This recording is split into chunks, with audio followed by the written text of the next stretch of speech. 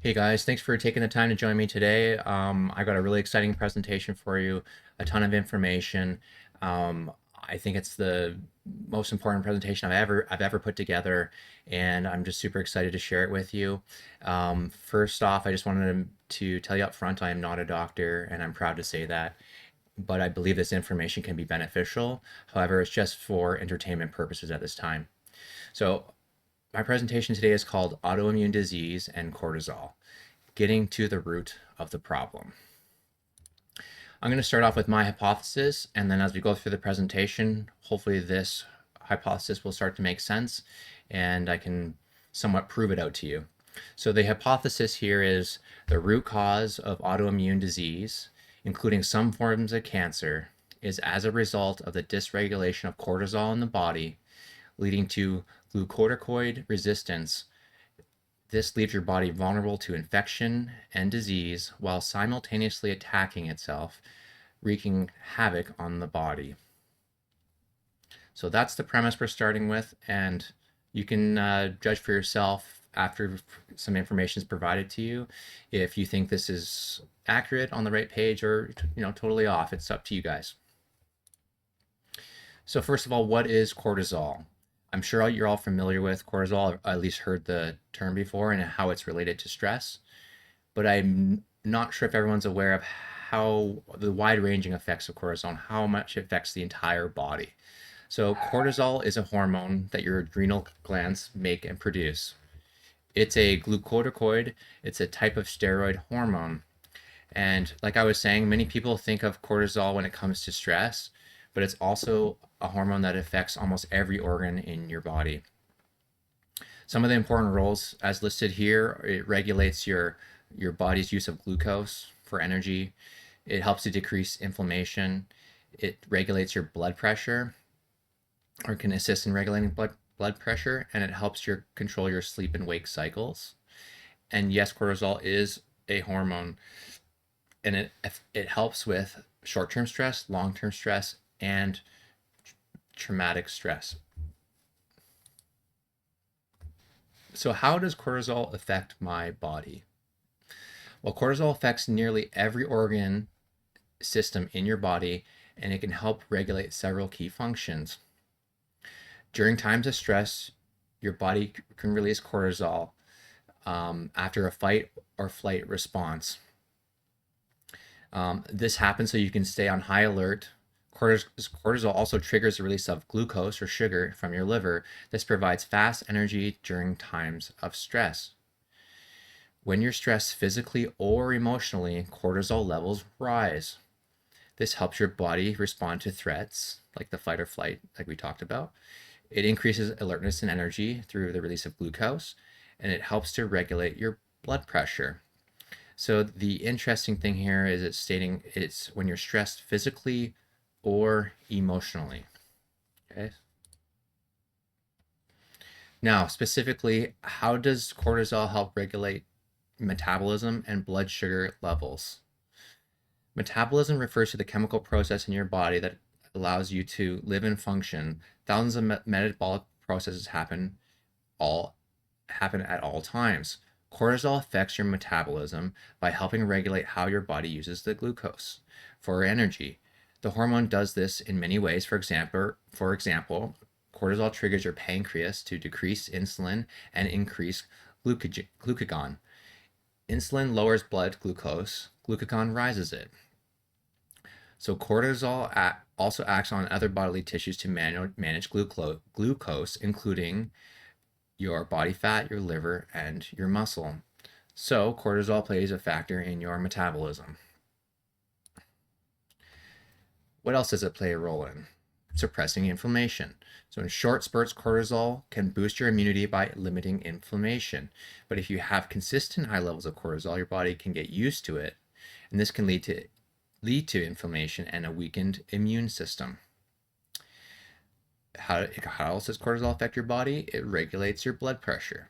The exact way which cortisol regulates blood pressure in humans is actually unclear, but elevated levels of cortisol can cause high blood pressure, and lower than normal levels of cortisol can cause low blood pressure.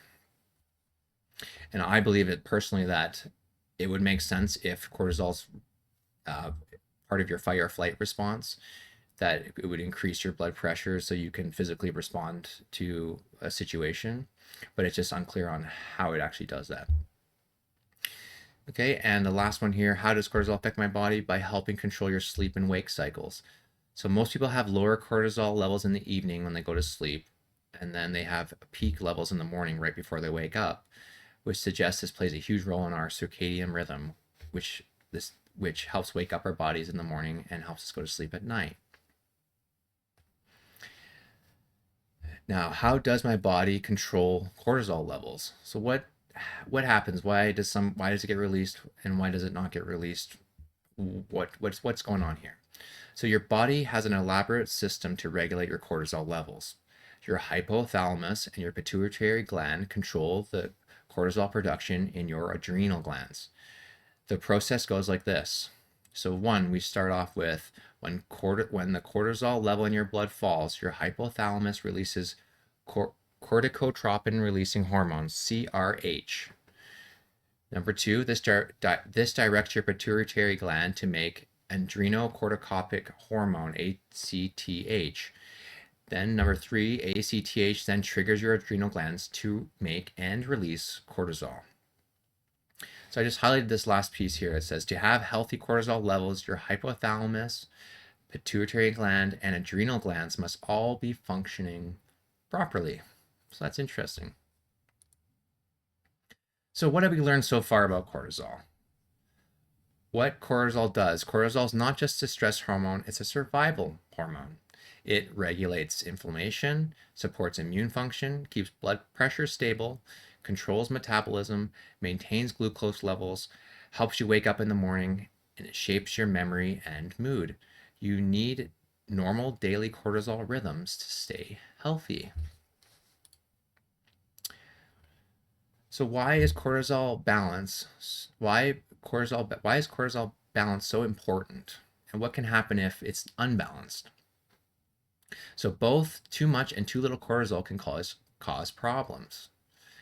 High cortisol or chronic stress can lead to weight gain, especially belly fat, trouble sleeping, anxiety, irritability, high blood pressure, and a weakened immune system. All things we don't want, right? Also, on the flip side, low cortisol. It's rare but serious, and it can lead to extreme fatigue, low blood pressure, weight loss, salt cravings, risk of adrenal crisis. So we can see here, we don't want to be too high, but we also don't want to be too low. There's a balance here in the middle, just like the balance in life, right? There's a middle point that's healthy for us. And so it's not as easy as increasing it, and it's not so easy as just saying decrease it all the time. So let's dig a little deeper on cortisol. Why would we want our body to release cortisol? What is the positive effects that it can have, and how can it help us? Right? So when you face stress like an injury, infection, or danger, cortisol temporarily reduces excessive inflammation, mobilizes energy so immune cells can act, helps immune cells move to where they are needed, keeps the immune response balanced and controlled. This is good. It prevents the immune system from overreacting, right? But short bursts of cortisol is good. It equals immune support and regulation. So when the cortisol is firing and your body is triggering it as it should, it's a healthy response. So how can cortisol be so detrimental to the human body? And how does it weaken the immune system if it's supposed to be helping it? So if cortisol stays elevated for days or weeks, the system breaks down. Chronic high cortisol causes suppression of immune cell production. It reduces lymphocytes, natural killer NK cells, and cytokines. Fewer defenders equals an increased risk of infection. Okay, what else does it do? Number two, it reduces antibody formation. High cortisol makes your immune system poorer at creating new antibodies, remembering past infections, responding to vaccines. What else does a high cortisol do? It shrinks the thymus, shrinking of the thymus. The thymus is where many immune cells are trained. Chronic cortisol causes it to shrink, which equals fewer mature immune cells, leaving you vulnerable. Number 4, over suppression of inflammation. At healthy levels, cortisol fine tunes inflammation, but at high levels, it over suppresses it, meaning your body cannot properly fight infections or repair tissues. And number 5, receptor fatigue. Cells become less responsive to cortisol signals after long-term exposure. Because of this, inflammation may rebound, paradoxically causing more inflammation, and immune response become dysregulated and sloppy. So what that's basically saying is, if you continue to have high levels of cortisol, your body becomes almost normalized in your body, and it's not as much of a trigger response, because that's the normal level your body's used to, and it doesn't see it as a danger, or that there's been an increase in a danger risk in front of you. It sees it as that's your normal standard. It's always high, so therefore the proper functions aren't being triggered.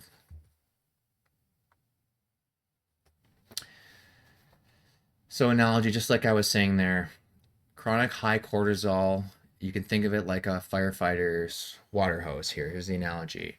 A quick little spray of the hose puts out the fire, which is great. That's short-term cortisol. But if the hose continues to run, it will flood the house and ruin the foundation, which is chronic cortisol, ruining the entire building, right? So we can sum this up in short. We can sum this up and say short-term cortisol increases is helpful, and it's actually part of a balanced and healthy immune system. When it's needed, it's there. But long-term cortisol, over a long period of time, when it's not needed, it causes immune suppression and dysfunction. And this is why chronic stress can lead to more colds and flus, slower wound healing, increased inflammation-based illnesses, autoimmune diseases, and autoimmune flare-ups. So I'm hinting at something here that's pretty interesting, and I haven't heard too many people talk about this, but there's something called the cortisol inflammation paradox. Okay, so this is one of the most fascinating misunderstood aspects of immunology. The cortisol inflammation paradox is an autoimmune disease. In autoimmune disease, explains why people with autoimmune disorders can have high cortisol levels and high inflammation at the same time, even though cortisol is supposed to lower inflammation. Okay, and we just talked about some of these things, but we'll go through this quickly. So normally cortisol reduces inflammation. In a healthy body, it suppresses inflammatory cytokines, prevents overactivation of immune cells, reduces swelling and immune aggression. And that's why cortisol-like drugs, prednisone, reduce inflammation. They're just giving your body a huge shot of a cortisol-like response, and therefore reducing the inflammation immediately. But in autoimmune disease, the system breaks. Okay, many autoimmune patients experience chronic stress, pain, and inflammation. This could lead to high cortisol, which could calm inflammation, but it doesn't. This should lead to high cortisol, and calm the inflammation, but it actually doesn't. The inflammation stays high, and this is the paradox in the autoimmune diseased individual.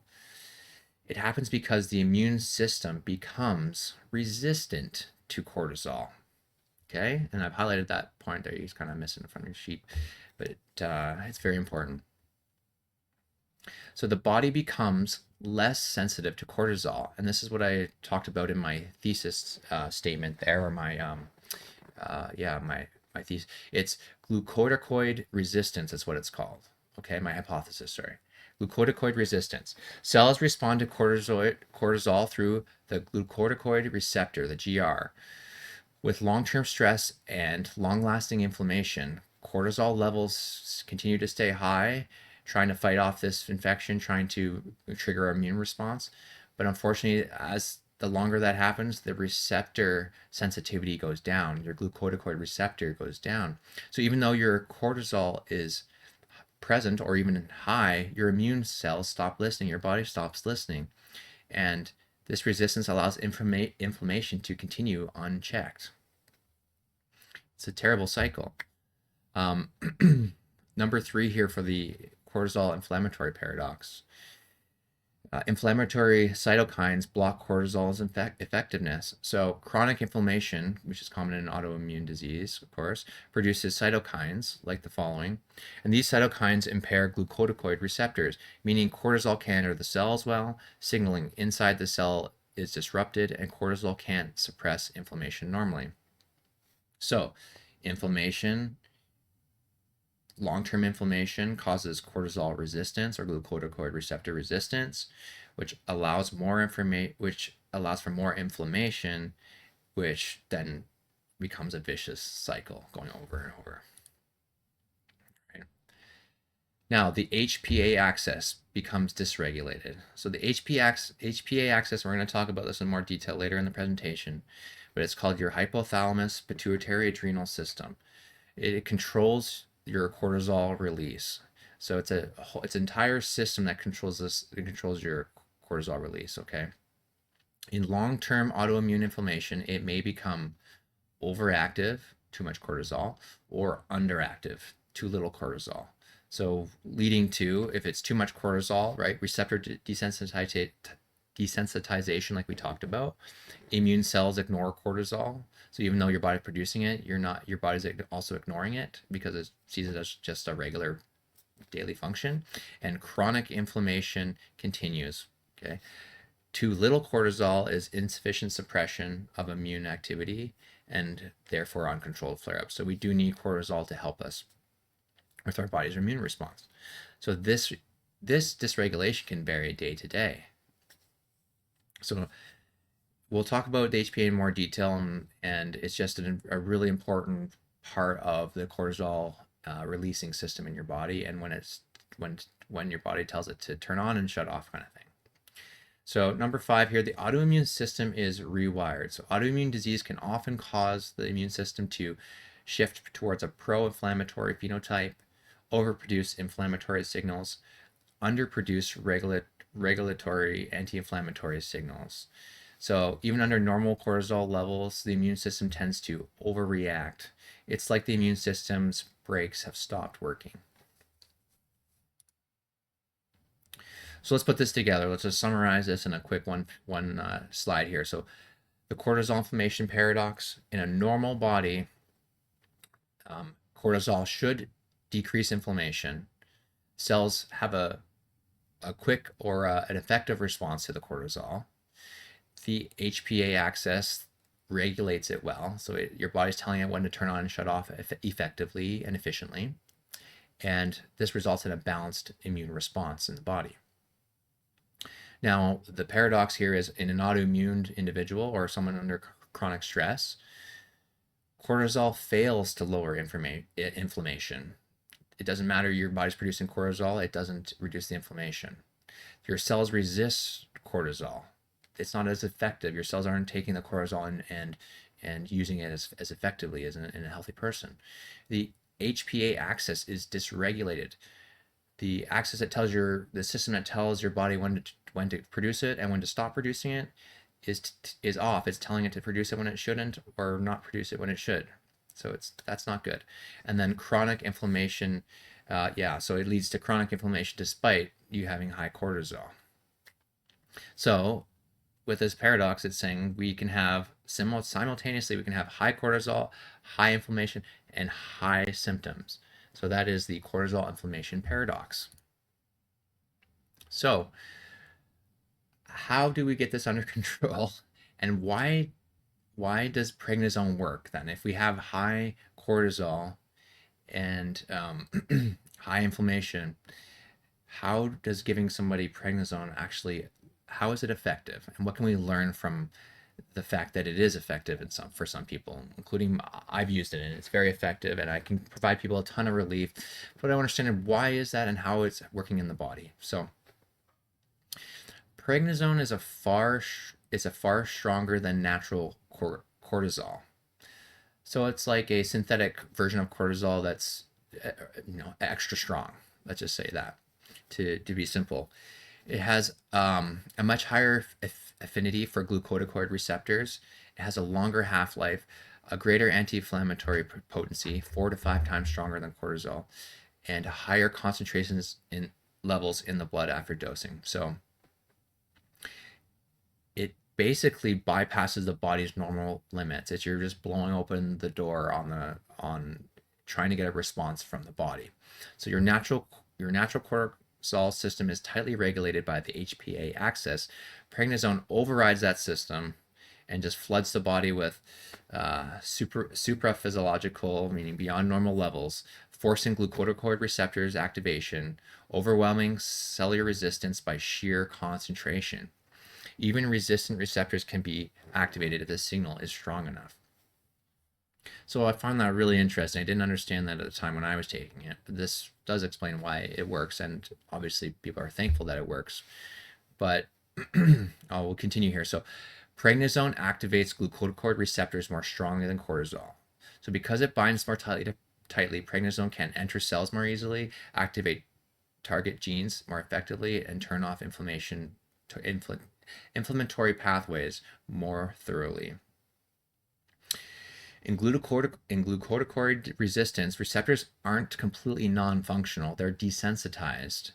Prednisone is strong enough to push through that desensitization. So prednisone has a different effect on immune gene expression. That one's I'm not too worried about, but prednisone activates some anti-inflammatory genes more powerful than cortisol. Okay, and the last one here, prednisone is not subject to the same feedback inhibition as cortisol. So natural cortisol is controlled by your HPA axis, but when cortisol rises, the system reduces production. But when you take prednisone, the body shuts down its own cortisol production, but the drug itself continues to act. Levels remain high and stable for many hours. This steady high level signal exceeds what the body normally produces, which overcomes the resistance. So glucocorticoid resistance is about reduced sensitivity, not total failure. This is the key part. So in most autoimmune conditions, receptors are less responsive. They're not non-existent, if that makes sense. So there's a threshold of stimulation needed to produce the inflammation response in the body. Natural cortisol for an autoimmune individual cannot reach that threshold. The glucocorticoid receptors have become desensitized. So it's like but prednisone can, and that's why it can temporarily provide relief. So think of it like raising the volume. So cortisol can get you to a volume 3, your natural cortisol, let's say in this example. Resistant receptors, your receptors need a volume of 8 in an individual with autoimmune disease. So prednisone pushes that level right up to a 10, and therefore we get a response in the body. Okay. So prednisone affects immune cells that can't be reached efficiently. Okay. So prednisone penetrates inflamed tissue, joints, gut lining, nervous system, immune cells. Okay. So that's why it can be so effective. But putting it all together, okay, prednisone works in glucocorticoid resistance because it is far more potent. It binds to the receptors more strongly. It overwhelms receptor resistance. It activates anti-inflammatory genes more powerfully. It bypasses normal hormonal regulation. Receptors are just desensitized, not dead. It reaches inflamed tissue better than cortisol. So I think we understand that now. So why is it considered temporary relief? So prednisone is like a strong dam holding back a flood. It helps immediately blocking inflammation or suppressing immune overactivity, but long-term risk, if the dam is kept up too long, the river, your body's natural regulation weakens. The system is less able to self-regulate. So that's why doctors don't like to prescribe it too often, or if they do, it's for short periods of time, and there's always a huge ramp up and ramp down period of when using prednisone. Now, I'd like to focus on the glucocorticoid resistance because if you're noticing something here, it's interesting. The way that autoimmune disease is treated is sort of by forcing and being aggressive to the human body and forcing a response. But what I personally am seeing is that the real issue, in my opinion, is the glucocorticoid resistance. Instead of having to push your body to an extreme level to get a response, why don't we work on the receptors and lowering that threshold to require a response from the body? Okay, so this is where the glucocorticoid resistance comes in. So glucocorticoid resistance is a condition where the body cells stop responding properly to cortisol, your main stress hormone, or synthetic glucocorticoids. So this could even happen when you take too much prednisone. Okay, if you continue to take it or take it too long, your body's going to continue to gain a resistance from it, and thus reducing its sensitivity, making it an even worse problem in the long run. However, having a little bit of short-term relief, and I understand that's important. Okay, so what normally happens in a healthy response? So what should happen, let's say?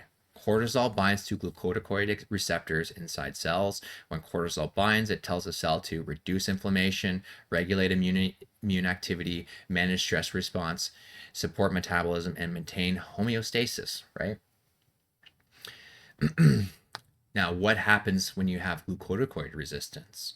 The receptors become less sensitive or less responsive, and this means you produce more cortisol trying to compensate for this. Your immune cells stop hearing the cortisol's anti-inflammatory signals. Inflammation and stress responses stay elevated. The body loses homeostasis. Symptoms and chronic conditions begin to appear. This is similar to insulin resistance and diabetes, lots of hormone, but poor response. So I found that, yes, exactly like insulin resistance in my mind. And we're trying to force a response by just overwhelming the system when what we really need to work on is the resistance and bringing that down, in my opinion. So now I'd like to shift into the endocrine system really quickly because I want you guys to get a feel for how cortisol and the HPA axis and the glucocorticoid resistance is more than just a little part of your body or just a small function and a compartmentalized function. It's part of an entire system, it's part of your entire body, and it can wreak havoc on really any part of your body if this is not working properly. And I think this sort of demonstrates that a little bit and gives you a little insight to how much this can affect your body and how many different areas. And it's a bigger story than just saying, oh, it's just that one little organ or that one your adrenal glands is just affecting a small part of you. No, it affects your entire body from my perspective. Okay, so your endocrine system is a network of several glands that create and secrete hormones. A gland is an organ that makes one or more substances such as hormones, digestive juices, sweat, or tears. Endocrine glands release hormones directly into your bloodstream. So hormones are chemicals that coordinate different functions in the body by carrying messages through your blood to your organs, skin, muscles, and other tissues. These signals tell your body what to do and when to do it. So here's a little diagram showing some of the organs in your body, the glands that make up the endocrine system. And we'll start from the top here. And we have the hypothalamus, the pituitary gland, the thyroid, right? The parathyroid glands, the pancreas, the adrenal glands, the pineal gland, the ovaries, and the testes. So you can see how these are all connected into the endocrine system and how many different parts of the body this affects, and the different organs, from the brain down to your sex organs. It is involved. Your whole body is involved in this process. Okay, but now I'd like to focus on the adrenal glands because the adrenal glands is where the cortisol is made, where it comes from, where it's released from. So the adrenal gland is actually a triangle-shaped gland, which is interesting. And there's one located on top of your two kidneys, okay? And they're part of the endocrine system that we just talked about. Of course, it affects your metabolism, your immune system, blood pressure, and your response to stress, as well as development of sexual characteristics, which we all talked about as cortisol is affecting 4 of those 5 as well. So let's just talk quickly. What do the adrenal glands do? Your adrenal glands are responsible for producing and releasing the following essential hormones. So cortisol, like we talked about, and aldosterone. Okay. It's also responsible to produce DHEA and androgenic steroids. It also is responsible for producing adrenaline, epinephrine, or epinephrine, and non-adrenaline. Sorry, that's a new word for me. These hormones are known as the fight or flight hormones. So, what other glands interact with the adrenal glands? And so, just like we talked about in the full system, there we have the hypothalamus, pituitary, kidneys, and the sympathetic nervous system. And that's the one I want to just highlight here, the sympathetic nervous system. That's very important to this conversation. Okay, the nervous system goes throughout the whole body, right? So let's just continue on here. Okay, so now that we know the adrenal glands, the endocrine system, I wanted to specifically talk about the HPA axis, and we've talked about this earlier in the presentation, but here's where the rubber meets the road.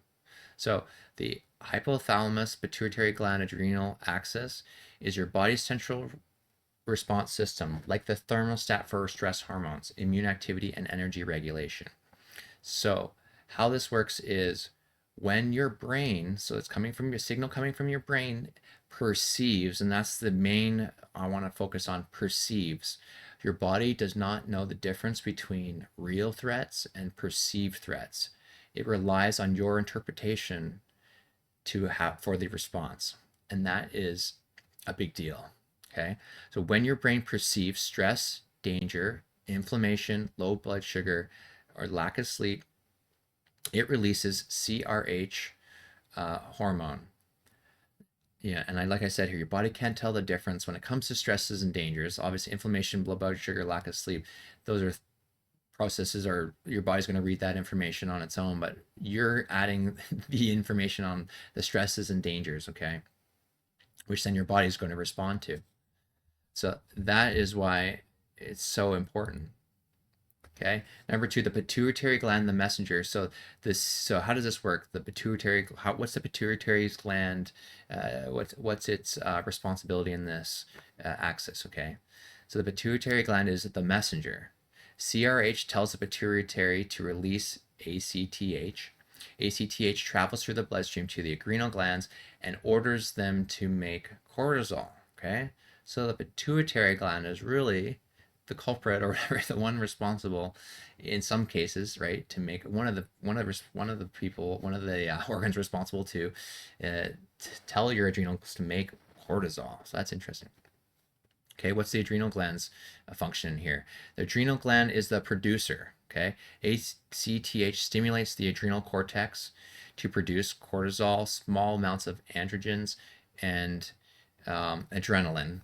Okay, so the adrenal glands is actually what produces it. So here's where we can get caught in a negative feedback loop called the hormone thermostat. So once cortisol rises, it should be sending a signal back to the hypothalamus to stop producing CRH. And then your pituitary will stop producing ACTH, which then ultimately prevents the overproduction of cortisol. If this loop breaks, you get HP axis dysfunction. Your body is not telling itself to turn off or turn off the production of CRH. Therefore, it won't stop the production of ACTH, and you'll continue to produce cortisol when it's not needed, which we understand from the previous slides, the dangers of chronic high cortisol.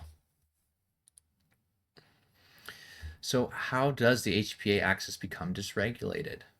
Well, chronic stressors interfere with this feedback loop, including psychological stress,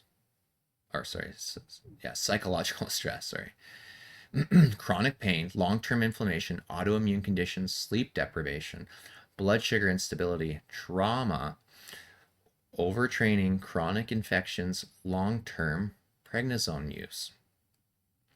So when the HPA axis is pushed too hard for too long, several things can happen. Okay, and I'm obviously highlighted trauma, and I want to highlight psychological stress because I want to emphasize the importance of the health of the HP axis and the health of your thinking and your brain and stresses or traumas that have happened or may have happened to you.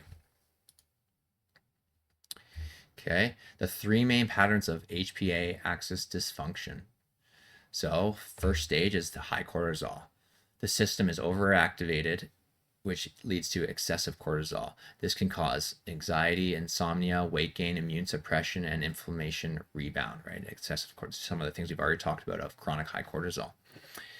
Well, what's the second stage of dysfunction? Blunted or erratic cortisol. So signals become dysregulated. Cortisol becomes unpredictable. Symptoms are fatigue, brain fog, inflammation spikes, and poor stress intolerance. It's not only just chronically high; it's going all over the place. High, low, can't make its mind up. It's confused. Okay.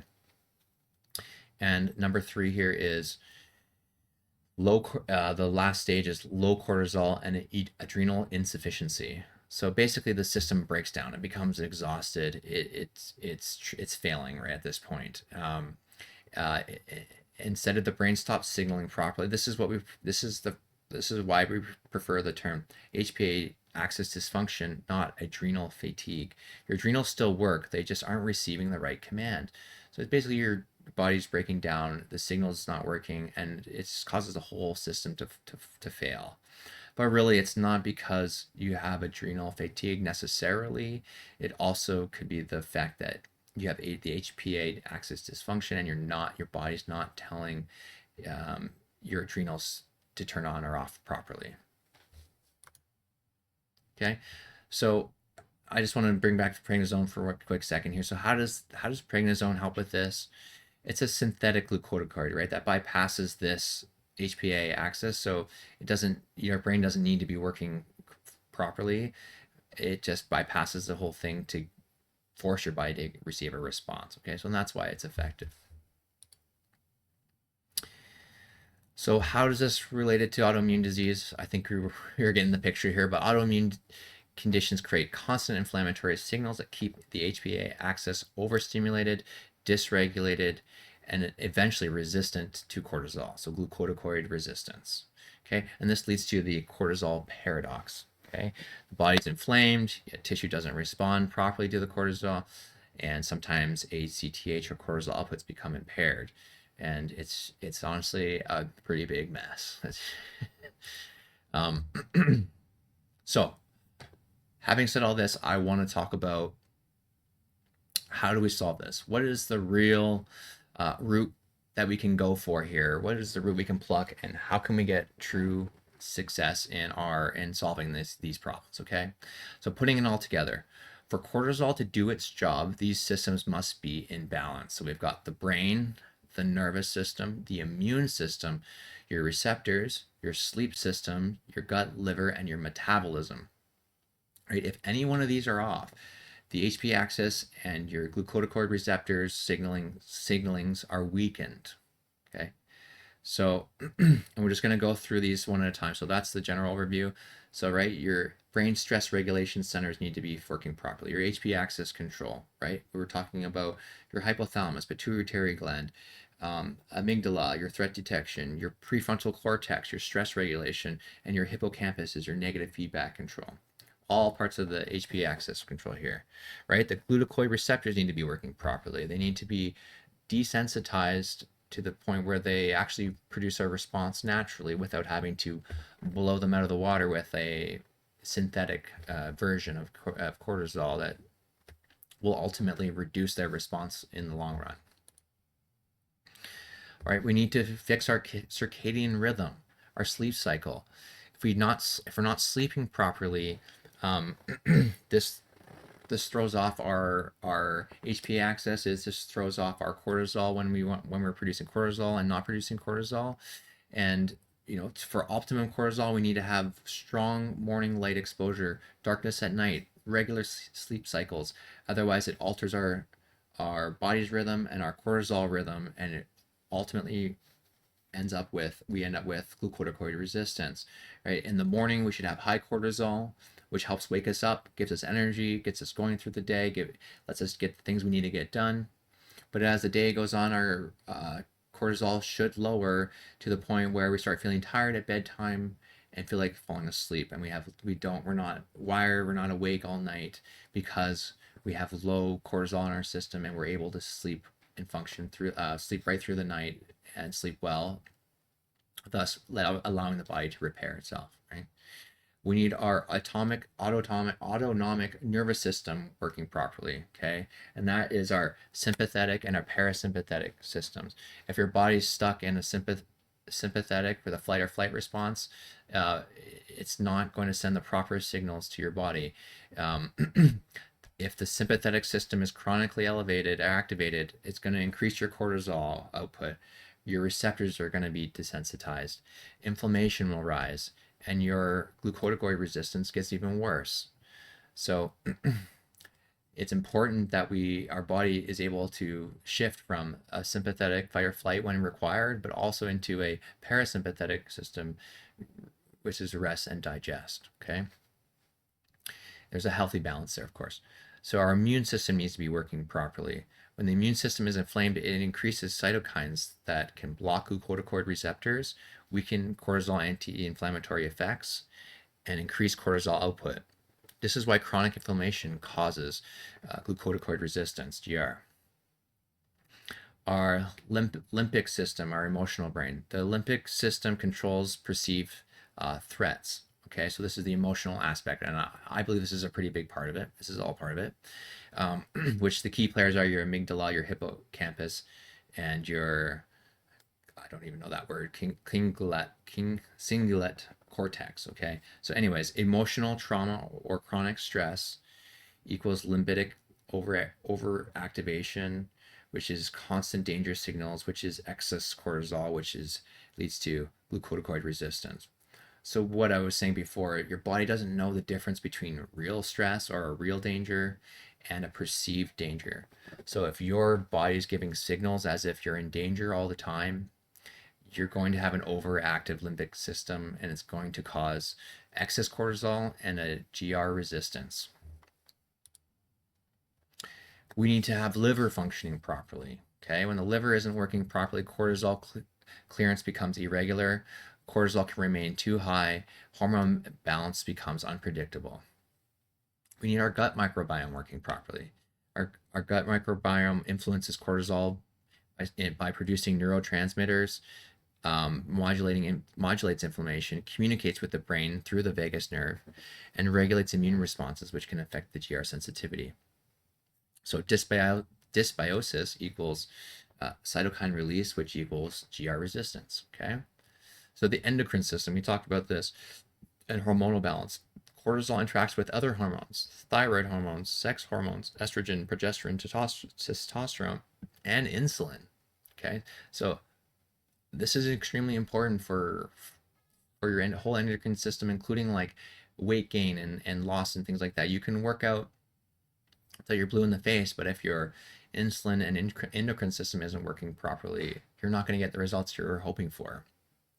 Okay, and the last thing here, your electrolytes, neutrolytes, and metabolic system. Okay, and that's just for anything really, but your nutrients need to be, certain nutrients are essential for, optimal cortisol, which includes magnesium, zinc, vitamin D, omega-3 fatty acids, B vitamins, and a sodium potassium balance. Okay, so deficiencies in any of these can weaken receptor function and impair cortisol signaling. So having said that, let me give you some practical healing methods. I'm going to explain to you why they're effective, okay? And so first we're going to talk about meditation, okay? Meditation is one of the most effective and scientifically supported ways to help a dysregulated HPA axis. And it's very studied at this point. It's really interesting. Meditation doesn't directly fix the adrenals. It retrains the brain components, the hypothalamus and the pituitary, that control the adrenals, okay? So that's why it's important, and that's how your mind can affect your organs and things like this, is because your mind is telling it when to turn on and turn off, just like in the HPA axis, we talked about that, right? So the meditation can help regulate that, and it's so important. Okay. Also, it's free.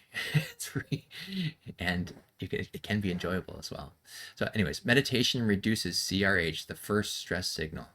So the HPA axis begins with, right? We start with stress, which then the hypothalamus releases CRH, then the pituitary releases ATCH, and the adrenals release cortisol. When you meditate, even MRI studies show that um, there's reduced activity in the amygdala. So your fear, stress centers go down, response goes down. Increased activity in the prefrontal cortex, your regulation center. Okay, this leads to lower CRH release, which means less ACTH, which means less cortisol output and less wear on your HPA axis. It's essentially like turning down your alarm system. So instead of needing a response of 8, now you can get a lower response and get the body to respond to that, right? A lower threshold. Meditation improves cortisol rhythm, so circadian regulation, okay? So sleeping patterns. Healthy cortisol rhythm looks like, we talked about this, high in the morning, like wake up with energy, and low at night, rest and repair. So chronic stress flattens this rhythm, which is one of the hallmarks of HPA dysfunction. Regular meditation has been shown to raise morning cortisol when it's too low, lower evening cortisol when it's too high, restore the healthy rise and fall pattern. This is one of the best predictors for HPA recovery. So if you're not sleeping well, I would suggest that this is something that you look at very carefully. Waking up in the middle of the night or not being able to go to bed suggests to me that the cortisol rhythm is not healthy. Okay, and meditation can assist with this. Okay, meditation reduces systematic inflammation. It lowers inflammation, lowers demand on cortisol, reduces strain on the HPA axis. Meditation reduces cytokines, basically, and they're listed here for if you want to look. These are the same inflammatory molecules that drive glucocorticoid resistance and overactivate the HPA axis. So reducing inflammation gives the HPA axis room to normalize, okay? Root healing, in my opinion. Meditation increases glucocorticoid receptor sensitivity. A fascinating part of the research, mind-body practices increase expression and sensitivity of the glucocorticoid receptors, GR. This means cortisol works more effectively. The body needs less cortisol to achieve the same anti-inflammatory effect, and ACTH and cortisol output naturally decrease. This is extremely important for people with glucocorticoid resistance because meditation helps reverse the root cause of the problem. Okay? Let's continue here.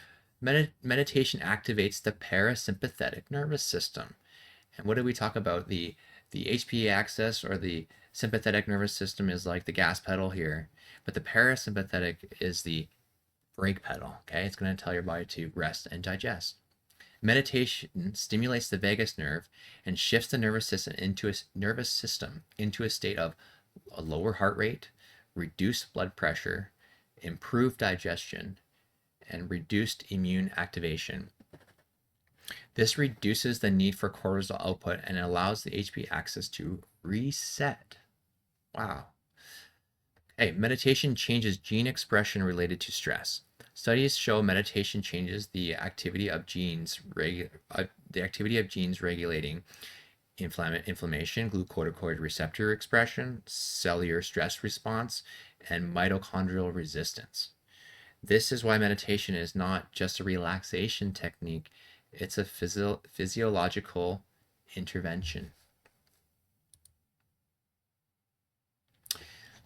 Okay, a little bit more meditation. Meditation helps with sleep, right? Sleep is the #1 natural reset button for the HPA axis. Meditation improves sleep onset, deep sleep quality, parasympathetic tone at night, and melatonin rhythm.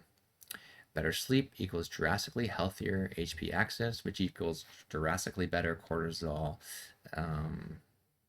response and activation and shutting it off as well. Meditation rewires the brain's stress circuitry. So brain scans in long-term meditators show a thicker prefrontal cortex, which is self-regulation, A smaller and amygdala, sorry, amygdala stress center, stronger connections between the two, and stronger connection between the two. This makes your brain perceive fewer things as threats, respond more calmly, and produce fewer stress hormones. This is an actual neuroplastic restoration of the HPA axis. Wow, that's amazing. It's so interesting, isn't it? So let's put this all together. Meditation restores the HPA axis by lowering the initial stress signal, balancing cortisol rhythms, reducing inflammation that drives glucocorticoid resistance, improving glucocorticoid receptor sensitivity, activating the parasympathetic nervous system, changing stress-related gene expression, and improving sleep, mood, and autonomic balance. It is one of the most comprehensive non-drug interventions for HPA recovery. Amazing. Okay, next let's go into eating habits. Okay, eating on a regular daily schedule, okay, is important for cortisol rhythm. So the goal would be breakfast within 60 to 90 minutes of waking, which supports your higher level of cortisol in the system, right? You have higher levels of energy and you want to get things done. So lunch around midday and then dinner at least 3 hours before bed. Now, I don't prescribe to this exact model of eating, but regardless, the fact is that you want a stable blood sugar levels. So you don't want your blood sugar going up and down all day, skipping breakfast or not eating meals for a long period of time unless you're doing some sort of fast and you're doing it for a reason or you're being supervised on that, because it would actually dysregulate your cortisol production. And the consistency of eating something early in the day, giving your body energy, sustained energy, not with huge spikes of sugar, will help keep your cortisol regulated. Okay, so it's saying prioritize protein at breakfast. So this is why I believe the carnivore diet is so effective for people with autoimmune disease or disease inflammation. It's because the high level of protein allows your body to operate effectively without spikes of sugar, blood sugar. Your blood sugar spikes.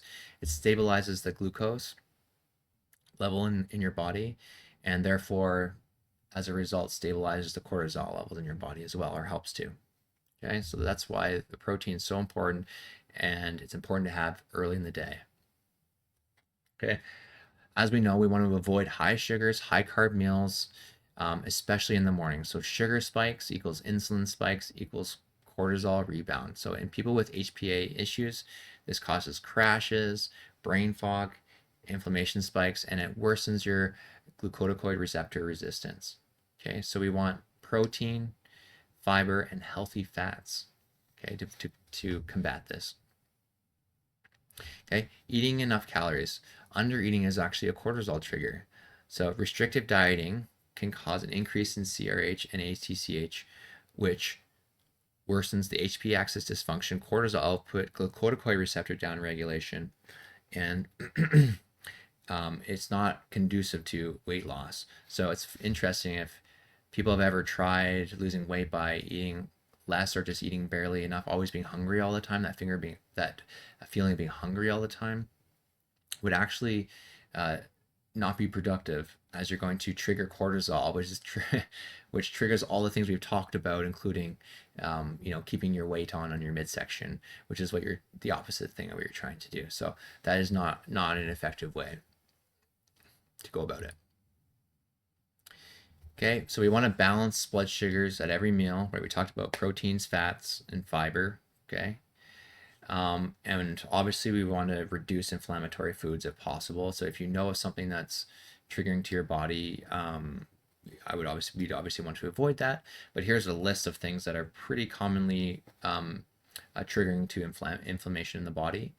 And so you should try to avoid things like processed foods, and we all know these: seed oils in processed foods, right? Deep fried foods, excessive sugars, alcohol, which just turns to sugar, and gluten, especially with those as sensitivities. Okay, those all turn to sugars. Increased natural inflammatory foods like fish, turmeric, ginger, berries, leafy greens. Okay. Other things we want to do is we don't want to eat late at night. Okay, eating within 2 to 3 hours of bedtime increases evening cortisol, and that's when our cortisol is supposed to be the lowest. We don't want to trigger our body into this big response of a ton of energy and cortisol. We want to slow things down. We want our body to relax, and we want our cortisol to lower so we have, for a good night's sleep, right? And to keep our HPA axis functioning and to allow us to have a deep sleep, and that we can then wake up feeling refreshed and with lots of energy in the morning. Okay, so we should consider potassium-rich foods which support the adrenal gland. So those include bananas, potatoes, avocados, coconut water, and leafy greens. Okay, next practical healing methods I'm going to talk about is sleeping habits. Okay, so optimal sleep habits for HPA axis and GR recovery. So maintain a fixed sleep schedule. Okay? Your cortisol rhythm is directly entrained by wake time and light exposure. So you want to aim for bedtime at the same time every night and wake up at the same time daily. Right? You also want to get some sunlight. This can be tough, but if you can, you want your body to know that it's time to wake up. This is and so if you get sunlight in the eyes within 30 to 60 minutes of waking, it's one of the strongest ways to reset the hypothalamus cortisol clock. So it boosts morning cortisol and improves sleep 14 to 16 hours later because you're triggering the high cortisol, which then will get you in the right rhythm. Okay, and it stabilizes the entire HPA axis. Even on cloudy days, this is effective. So 10, 15 minutes is all you need. It's to trigger the hypothalamus and your internal body clock. Okay. Avoid bright light at night, especially the blue light. So even 10 minutes of bright light after 9 p.m. raises cortisol. It suppresses melatonin production and disrupts your sleep. Okay, so what you can do is use warm lighting, dim lamps. I have like red lights and just dimming it really, and that kind of yellower light, not the bright blue light. Or you can block the screens, turn your screens into a night mode sort of thing. Right. The other thing we can do is build a 60-minute wind down ritual. So this means this signals the hypothalamus to shift from cortisol dominance to melatonin dominance. Okay. So we can do some light stretching, meditation, reading, warm bath, or journaling. You don't want to stimulate yourself before bed. So like, reading emails or doing something for work really would not be super productive for your body. Watching the news where you might get excited or upset about something. Any overstimulating content, even things on social media like that might upset you, things like that. It would not be productive before bedtime. Okay, another thing we can do is keep our bedroom cool. This helps with a deeper sleep. That helps with cortisol rhythm and your HPA axis and resilience, right? If your bedroom's too warm in the night, you can wake up and then it's going to increase your cortisol. Right? You want to stop caffeine earlier in the day if you can, right? To help you feeling wired, right? And then it's going to mess up your sleep cycle and messing up your HPA axis, messing up your cortisol, okay? We should be prioritizing 8 to 9 hours of sleep during recovery. And I know that can be hard to do. That's hard for me to do, but that's our goal. You should try to allow for 8.5 hours in bed, okay, to get our HPA axis in shape here. Another tip is to consider a tech curfew. So screens stimulate dopamine and cortisol. A strong rule: no screens for the last 30 to 60 minutes before bed. Okay, and this can make a measurable difference in cortisol reduction. Okay.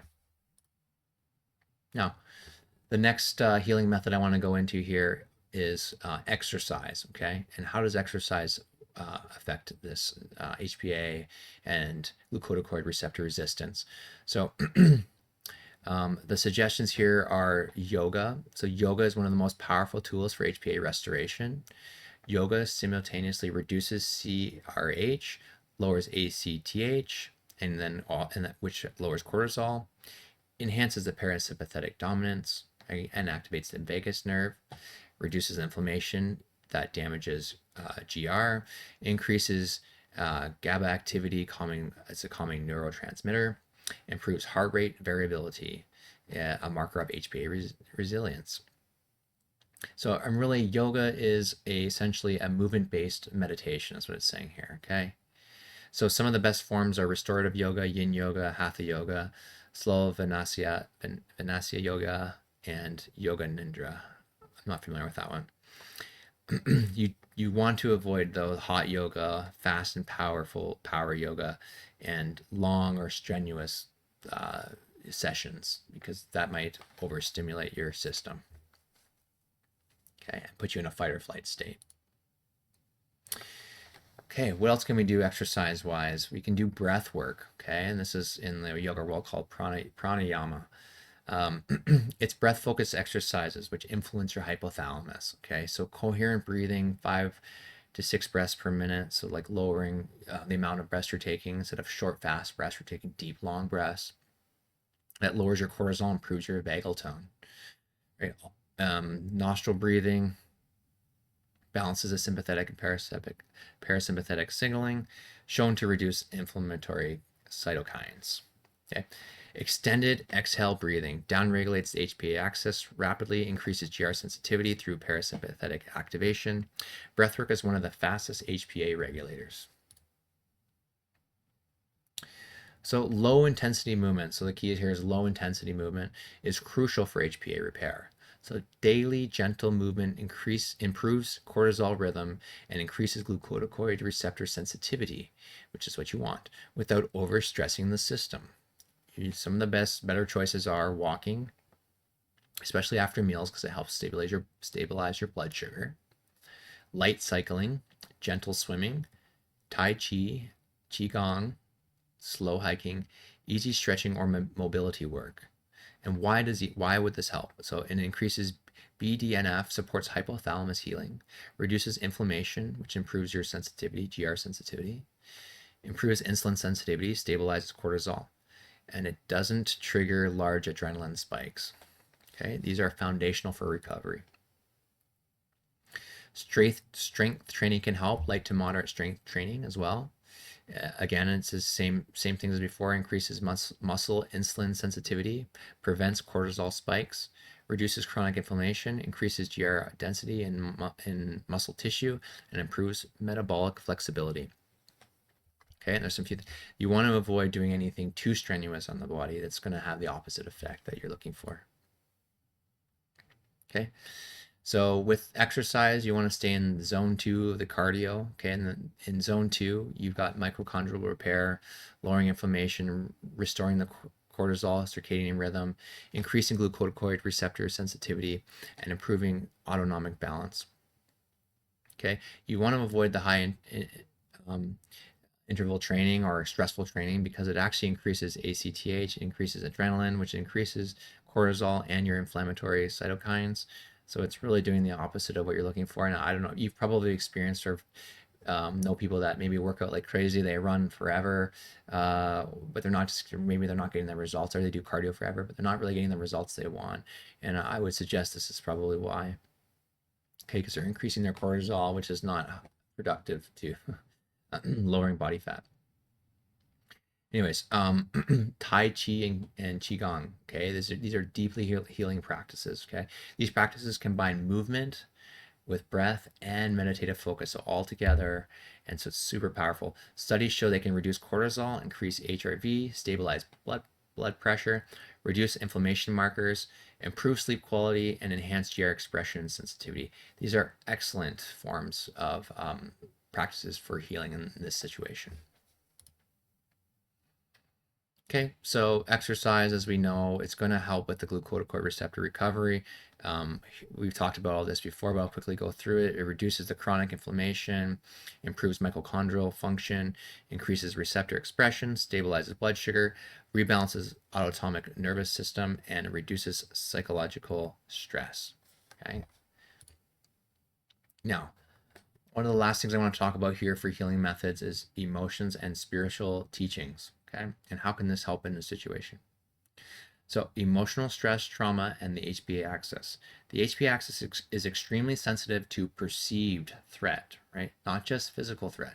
So chronic fear, unresolved grief, guilt, shame, or anger will equal a hypothalamus overactivation, which equals high CRH, high ACTH, and cortisol spikes. Over time, this leads to flattened or erratic cortisol rhythms, glucocorticoid receptor resistance, and heightened inflammation. So a key point, it's not only big trauma that causes ongoing emotional tension. It's it's not only big trauma, but ongoing emotional tension, relational stress, or spiritual anxiety can trigger HPA dysfunction. So the spiritual teaching here, which most spiritual people talk about, I guess, is love over fear. Okay, so even in the Bible, most spiritual texts talk about do not fear, and there's actually a physical response in your body when you have less fear, right? And it's interesting, like Jesus talks about this as well. He talks about love over fear, right? So Jesus's teachings consistently redirect the heart from fear to love, openness, compassion, and peace. So why is this healing? Love is biologically incompatible with chronic cortisol elevation. Love increases HRV, reduces inflammation, and recalibrates cortisol receptors. So it's important to work on that. It's not so easy as it seems, but if you're having thoughts of fears or daily, it's going to increase your cortisol levels. Okay, so we want to reduce that. Okay, I want to go into how. So Jesus is my guy. Okay, Jesus is the guy I like to follow and I listen to. I believe his true teachings, his real teachings, are profound, and I have other videos on that you can look into.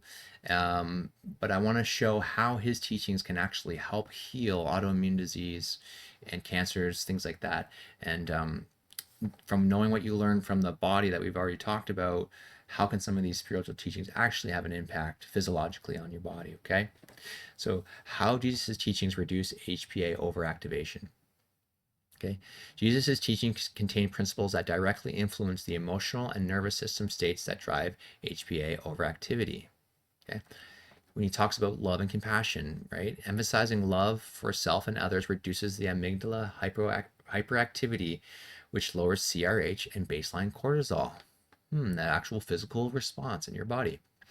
Compassion focused practices have been shown to research to increase parasympathetic activity. Your vagus nerve increases your activity in your vagus nerve, calming your HPA axis, and restoring your GR sensitivity. Okay, and some examples of Jesus' teachings are love your neighbor as yourself, do unto others as you have do to you. And right, if you're not worried about your neighbor or stressed about your neighbor, and you can just love them, then it's reducing your overall stress, right? And that just goes for everybody, not just your actual neighbor, but people you run into on a day-to-day basis. Okay, so harsh judgments and harsh self-judgments cause chronic stress in the body. So self-compassion activates the vagus nerve, restores parasympathetic balance, and normalizes cortisol. Okay, now let's talk about forgiveness, right? Jesus talks about forgiveness. It's really a release of your burdens, right? Holding on to anger, you're holding on to resentment, things like that triggers prolonged sympathetic activity. It increases sustained cortisol levels, right? And inflammation, and it increases glucocorticoid resistance, okay? Practicing forgiveness towards others and yourself reduces the amygdala's activity and restores prefrontal cortex regulation of the stress response, okay? So if you forgive others and yourself, it frees you, it releases you of these burdens, these stresses that you've been carrying. And however that might be difficult, it's going to be healing for your body, okay? And that's what's important. It's not about making the other person what they did was right or wrong. It's more about letting it go so your body can relax and release that burden that you've been holding on to, and therefore reduce the amount of sympathetic activity, reducing the cortisol, and just resulting in healing, basically, right? So that's why it's so important. One of the reasons why it's so important, okay? Jesus talks about trust and surrender, right? Chronic worry or hypervigilance spikes your CRH and cortisol. So it's trusting in somebody else other than yourself, right? Trusting in a higher power, trusting in God, trusting in allows you and your mental activity to surrender, right? And reduces the amount you perceive as threats, right? So your hypothalamus and pituitary can calm down. Okay, biologically, it actually lowers your CRH, your ACTH, it improves your cortisol rhythm, and it increases your glucocorticoid receptor responsiveness. Okay, letting go reduces perceived threat, which is the number one driver of HPA hyperactivation. Okay, that's super super important, right? And we talked about meditation, but the last thing that what Jesus talks about is prayer and meditation, right? Or one of the things he talks about is the silent or silent prayer activates the parasympathetic nervous system, lowers cortisol, reduces inflammation. Okay, it's being here in the now, not thinking about the future and not worrying, thinking about the past. That's just usually not productive for cortisol levels and keeping your stress down.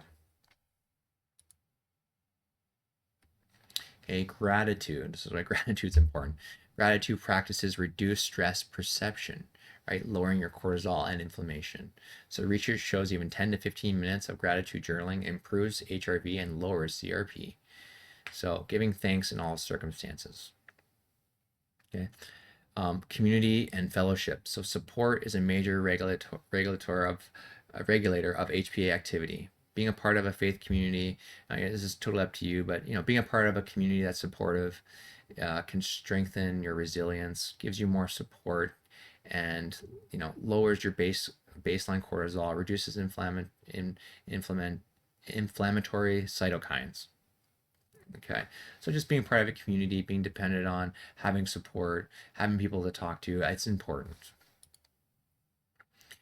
Okay, so just overall, here's how I believe that Jesus' teachings actually can heal in this situation and have actual real effects, and we're not just asking for something to be given to us for free, like healing. When we practice these teachings that Jesus laid out for us, uh, we take control of our situation, and we are helping our body, and we're seeing life in a different way that can help our body reset and calm itself. Okay, and here's a summary here. I'll let you guys read this. Basically, we've talked about this, but it's each one of these principles showing there's an actual psychological and physiological effect, and then how that actually really does help your HPA, your stress response, and therefore your cortisol activation, helping your entire body heal. Okay, so love, compassion, forgiveness reduces anger, resentment, guilt, and promotes inner peace and empathy. Right, this reduces constant activation of threat circuits, less CRH, ACTH, less cortisol. Okay, surrender, right? Trust in a higher power, right? Trust that today's going to work out. Today's going to work out fine. Tomorrow's going to be fine. And really, it's not in my control anyways. Okay. So it releases excessive worry, need for control, and hypervigilance, overthinking. Okay. Shifts stress perception, and it reduces chronic HPA axis activation. Okay. Prayer and meditation, right? It calms the brain, lowers stress reactivity, and improves emotional regulation. Okay, it helps reset the nervous system balance, sympathetic down and parasympathetic up, stabilizing cortisol rhythms. Okay, meaning, purpose, and hope provides existential security. Not everything depends on me, right? Orientation towards good reduces existential fear and anxiety, right? We have meaning and purpose in our lives. It doesn't, otherwise sometimes we can stress about what's our meaning of our lives, what's the purpose of our lives, and it adds to the stress effect. Okay, so lowers chronic perceived stress and danger signaling that keeps HPA on high alert. Okay, the community, the fellowship, right? Social support, shared identity, mutual care, less loneliness and isolation. Okay, and this social support reduces stress hormone release, helps buffer against trauma, improves resilience and immune function. Okay, ethical living and moderation, example, avoiding destructive behaviors. So reduces harmful stressors like substance abuse, self-destructive coping mechanisms, right? Minimizes the added physiological and psychological stress that one is already burdened with if they have a HPA dysregulation, high cortisol, or glucocorticoid resistance. Okay, so we talked about 4 or 5 different methods of recovery here that are all natural, that are all free, and have no side effects, in my opinion. Uh, and I just wanted to weight them here for you. So if you're not sure what you should be focusing on, I think they're all important, obviously, to work as an entire system. But I put a little thing together for weighting, and really the number one thing would be sleep to work on, and if stress, right? So sleep and stress really together is 55% of the recovery. The other pieces are eating and nutritional stability, exercise, and then your spiritual practices can bring that full picture and your body into full balance. Okay. And maybe you're doing some of these already, and that's fantastic. And you just need to boost up some other areas in your life to get the whole system functioning again. So, like I was saying, just a quick little infograph here, whatever you want to call it, kind of showing that all these things together are what's healing. And the hard part to this issue is it's not just a pill, it's not just a quick, pill you can take, or like a quick little exercise. It's a lot of aspects of your life. So it's kind of getting all of this back into rhythm, let's just say. And it kind of makes sense that the reason you have the autoimmune disease in the first place is that your body is out of rhythm, right? It's out of rhythm. It's not working properly, and your body is complicated, and it's a large system, and it all needs to be working together to be working in unity, I should say. Okay, and that's really important, and that's why this is hard to heal from, and that's why there's no easy answer, to these issues. It's really an overall life approach, and that might not be a fun answer for most people, but I believe it's the truth, and that's what I want to give to you guys. So if you have any questions, want to contact me, have any feedback, I'd love to hear from you. This is my personal email, smithr989@gmail.com. I love to talk about this. I'm very passionate about it. I have my own healing experience, and these are the methods that I used. I just wanted to share some of my sources here. My sources are the Cleveland Clinic, and I also use ChatGPT to put this presentation together. But thank you so much for your time. I think this is so important, and if anyone you know could benefit from this information, please do share it with them. Yeah, lots of love to all y'all, and thank you so much for listening. I appreciate you.